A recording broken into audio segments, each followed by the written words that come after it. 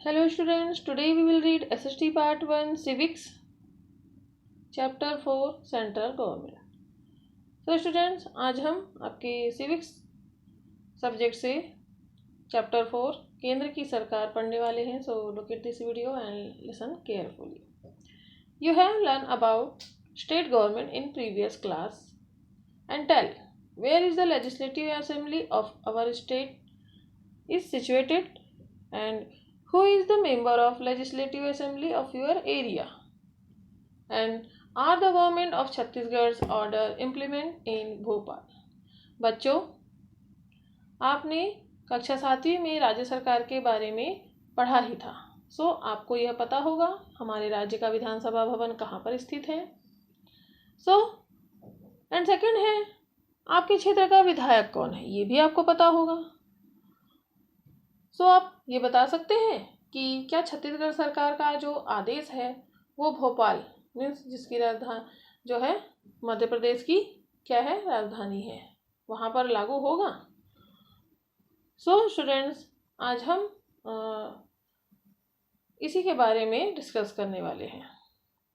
And listen carefully and look at this chapter. In our country there is a state government. Along with it, there is a government which look after many matters like postal, banking, railway service, etc. and also maintains law and order of the country. This government is called central government. This government does its work of the country from capital city Delhi. Therefore, commonly it is said as government of Delhi. बच्चों, हमारे देश में राज्य सरकारों के अलावा एक और सरकार है जो पूरे देश के कई मामलों जैसे रक्षा, डाकघर, बैंक, रेल सेवा आदि की देखरेख करती है और पूरे देश के लिए कई विषयों पर कानून बनाती है. इस सरकार को ही हम क्या कहेंगे? केंद्र की सरकार, केंद्रीय सरकार कहते हैं. इस सरकार के कार्य देश की राजधानी दिल्ली से किए जाते हैं, इसीलिए कई बार हम आम शब्दों में इसे दिल्ली वाली सरकार भी कहते हैं. सरकार के 3 अंग होते हैं. डिफरेंट गवर्नमेंट बॉडीज आर कौन कौन से होते हैं? फर्स्ट, पार्लियामेंट और लीगल एडमिनिस्ट्रेटिव्स मीन्स व्यवस्थापिका यानी कि संसद. सेकंड है parliament law making committee and कार्यपालिका. थर्ड, जुडिशरी सिस्टम मीन्स न्यायपालिका. सो स्टूडेंट्स, आज हम इसी के बारे में चर्चा करेंगे एंड पार्लियामेंट क्या है ये भी हम इस चैप्टर में पढ़ने वाले हैं. Let's see. भारत एक संघीय देश है जिसमें 29 स्टेट हैं और 7 जो है केंद्र शासित प्रदेश हैं जो वर्तमान में बढ़कर क्या हो गए हैं? 9 हो गए हैं. केंद्र की सरकार यानी कि देश की सरकार इन सभी राज्यों और जो केंद्र शासित प्रदेशों का जो प्रशासन है उसको चलाने के लिए संघीय शासन का गठन किया गया है जिसे केंद्र की सरकार मीन्स सेंट्रल गवर्नमेंट कहते हैं. वैसे तो सभी 29 राज्यों की अपनी अपनी चुनी हुई सरकारें होती हैं जो अपने अपने देश का कार्यभार संभालती हैं, लेकिन देश को एक सूत्र में बांधने के लिए और देश में एकता बनाए रखने के लिए संविधान द्वारा केंद्र सरकार को अधिक शक्ति प्रदान किए गए हैं जो सभी राज्यों और केंद्र शासित प्रदेशों पर लागू होती है. सेंट्रल गवर्नमेंट में होने वाले चुनाव को लोकसभा चुनाव कहते हैं.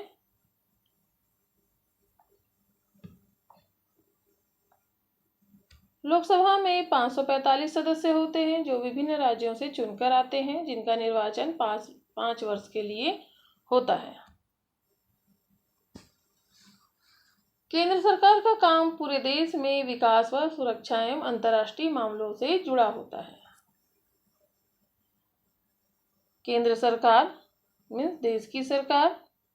यहाँ पर जो है केंद्र सरकार के क्षेत्र में बैंकिंग, इंश्योरेंस, रेल, जल, थल व वायुसेना एवं airport, post office, highway, RBI जैसे अनेक सब्जेक्ट आते हैं. इन विषयों पर काम होता है, जिसमें केवल केंद्र सरकार ही कानून बना सकती है। यदि केंद्र सरकार सही ढंग से कानून ना करे तो राष्ट्रपति इसमें दखल दे सकता है। और अब देखते हैं हम, नाउ लेट्स सी, केंद्र सरकार के कार्यों के बारे में जानते हैं। केंद्र सरकार भारतीय संविधान द्वारा दी गई समस्त शक्तियों का प्रयोग करती है। यह संपूर्ण देश में संविधान के अनुसार प्रशासन करती है तथा कानून बनाने का कार्य करती है। केंद्र सरकार में प्रधानमंत्री का पद होता है। प्रधानमंत्री केंद्र सरकार का वास्तविक प्रमुख होता है। वह जो है सरकार की प्रत्येक गतिविधियों के लिए क्या होता है, उत्तरदायी होता है। प्रधानमंत्री द्वारा अपने सभी मंत्रियों को उनके प्रमुख विधायों का वितरण भी किया विभागों का क्या किया जाता है, उनको वितरण किया जाता है। एंड केंद्र सरकार देश के लिए कानून बनाती है। जो कानून सही नहीं होता है उसे मॉडिफाई करती है या फिर उसे कैंसिल कर देती है। केंद्र सरकार को मुद्रा मीन्स नोट छापने का पूर्ण अधिकार होता है। देश के प्रमुख पदों जैसे राज्यपाल, मुख्य निर्वाचन आयुक्त, उच्च तथा उच्चतम न्यायाधीशों की नियुक्ति केंद्र सरकार के सलाह पर ही राष्ट्रपति द्वारा की जाती है। सो स्टूडेंट्स, हमने यहाँ पर देखा कि केंद्र सरकार के पास संविधान द्वारा प्राप्त शक्तियाँ होती है, मीन्स अधिकार होता है, जो भारत को एक संपूर्ण संप्रभुत्व संपन्न देश बनाती है। सो स्टूडेंट्स, हमने इस वीडियो में देखा कि कितने प्रकार की होती है जो है केंद्र सरकार। सेंट्रल गवर्नमेंट में जो है सरकार के 3 अंग हमने देखा, व्यवस्थापिका, न्यायपालिका और कार्यपालिका। सो अब नेक्स्ट वीडियो में हम देखेंगे पार्लियामेंट मीन्स संसद के बारे में हम आपको बताएंगे। Okay, take care.